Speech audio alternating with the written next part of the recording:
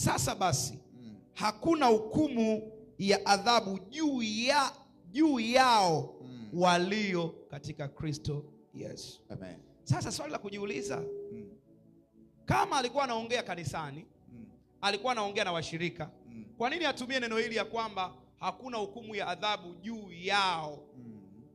Kwa nini asiseme hakuna hukumu ya adhabu juu yetu tulio katika Kristo Yesu? Kwa nini asiseme hivyo? Maana yake ni nini? Kuna uwezekano wa watu wakawa wako kanisani, wanamwamini Kristo, lakini wakawa hawako katika Kristo. Yes. Au kwa lugha ya Kiingereza nyepesi ni ndani ya Kristo. Sijui kama naeleweka sawa sawa. Amina. Maana yake ni nini? Paulo alikuwa anafanya invitation. Alikuwa anawaalika watu wa kanisa la Rumi ya kwamba ni muhimu kuwepo ndani ya Kristo.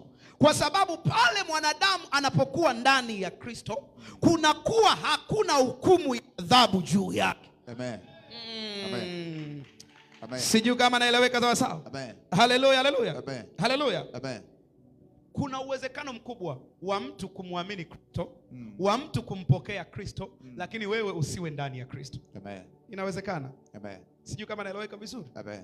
Na how to escape condemnation, namna ya kukwepa hukumu. Hukumu kwa watu wanaomwamini Kristo hawakwepi kwa sababu wanamwamini Kristo. Hukumu kwa watu wanaomwamini Kristo wanakwepa pale wanapokuwa ndani ya Kristo, in Christ.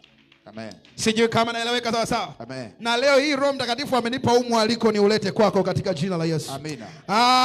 Baada ya ibada ya leo utaepukana na hukumu yote katika jina la Yesu. Amina. Baada ya ibada ya leo utaepukana na hukumu ya adhabu katika